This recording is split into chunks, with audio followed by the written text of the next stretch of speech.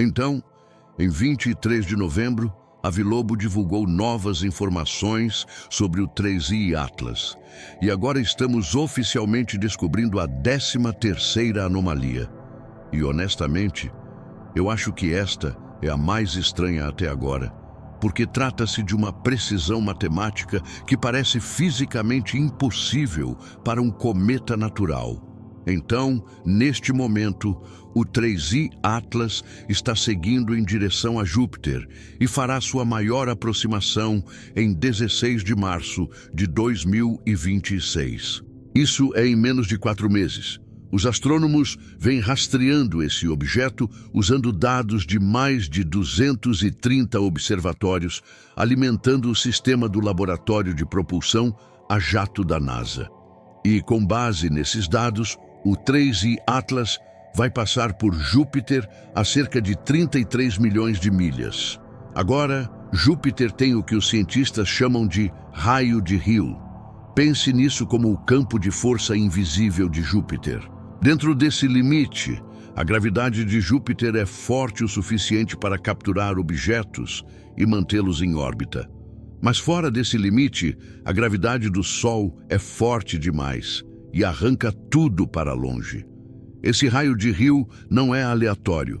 Ele é calculado usando física extremamente precisa, baseada na massa de Júpiter, na massa do Sol e na distância exata entre eles em qualquer momento. Então, cientistas da NASA calcularam que, em 16 de março, o 3i Atlas vai passar por Júpiter a 33,21 milhões de milhas. Agora, a Vilobo calculou que o raio de Hill de Júpiter para 16 de março será de 33,24 milhões de milhas. Ou seja, a diferença é de apenas 35 mil milhas em 33 milhões. Para colocar isso em perspectiva, imagine lançar um dardo em um alvo do outro lado de um campo de futebol inteiro, vendado, e acertar dentro de 0,1% do centro. Isso ainda seria menos impressionante do que o que estamos vendo aqui. A probabilidade estatística disso acontecer aleatoriamente é de 0,004%. Ou, em outras palavras, isso deveria acontecer uma vez a cada 26 mil ocorrências. Mas é aqui que isso vai do estranho ao absolutamente insano. Lembra como o 3i Atlas vem mostrando aceleração não gravitacional? Isso significa que o objeto não está apenas seguindo a gravidade, mas algo mais está empurrando-o e mudando sua trajetória. Agora, os cientistas mediram essa aceleração em 5 vezes 10 elevado a 7ª unidades astronômicas por dia ao quadrado.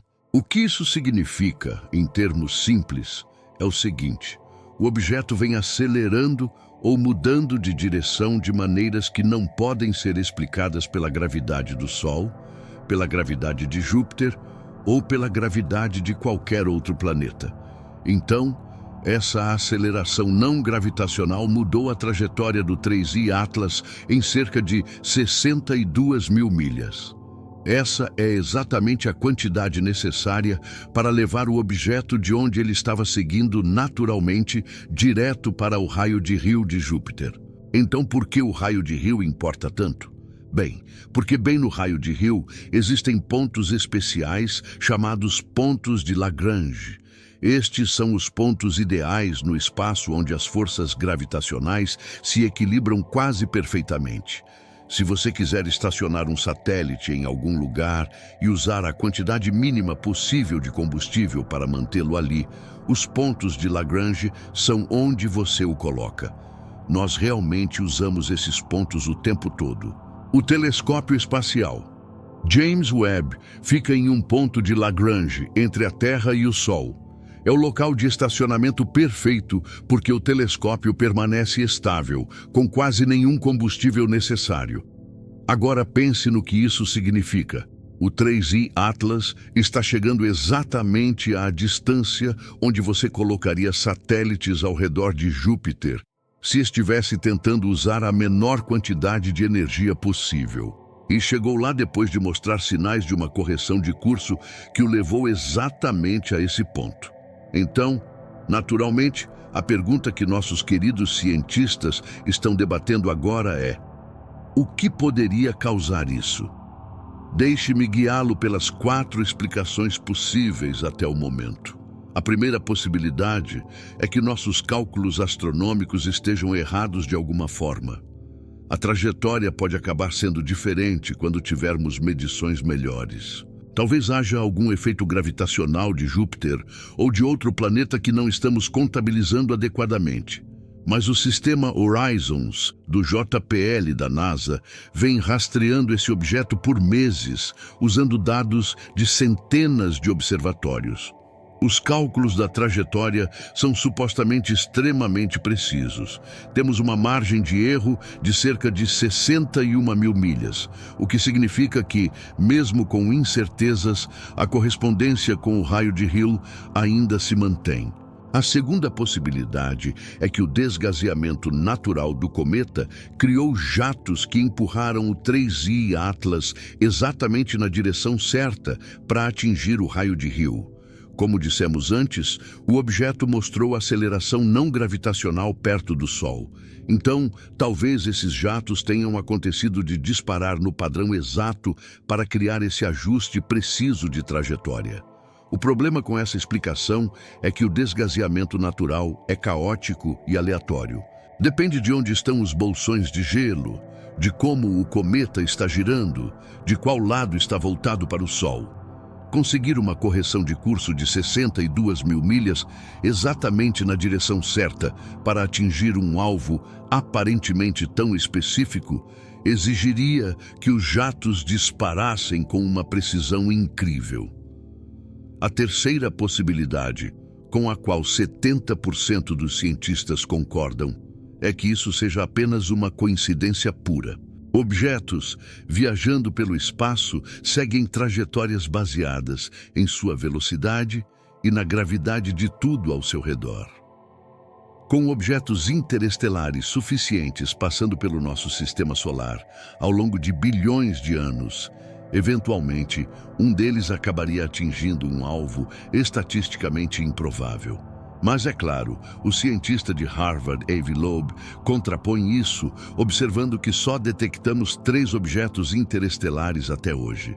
E o terceiro deles, atingir uma probabilidade de 1 em 26 mil, é como ganhar na loteria no seu terceiro bilhete. Possível, sim. Provável, não muito. E então, é claro, existe a explicação de Avi Loeb, que é a de que esse objeto possui algum tipo de sistema de propulsão que ajustou deliberadamente sua trajetória para mirar no raio de Hill de Júpiter. Talvez para liberar dispositivos. Talvez para usar Júpiter para uma manobra de assistência gravitacional. Talvez por alguma outra razão que não entendemos. O problema é que não temos nenhuma evidência direta de tecnologia, nenhum sinal de rádio, nenhuma assinatura de calor incomum, nenhum sistema de propulsão visível, apenas a coincidência estatística e a aceleração medida. E como os cientistas sempre dizem, alegações extraordinárias exigem evidências extraordinárias. Aqui está o que torna isso genuinamente fascinante, independentemente de qual explicação se revele correta. Se isso for pura coincidência, acabamos de testemunhar um dos eventos mais estatisticamente improváveis da história da astronomia. Isso por si só já é notável. Se isso for desgazeamento natural que acabou produzindo esse resultado, então estamos vendo uma física de cometas que nunca observamos antes, que poderia revolucionar nossa compreensão de como objetos interestelares se comportam. Se estivermos calculando algo errado, corrigir esse erro melhoraria nossa capacidade de prever trajetórias para todos os futuros visitantes interestelares. E se houver qualquer componente tecnológico, bem, isso muda tudo o que sabemos sobre nosso lugar no universo. Então, me diga o que você acha aí nos comentários. É coincidência? É uma física exótica de cometas que nunca vimos? É um erro de cálculo?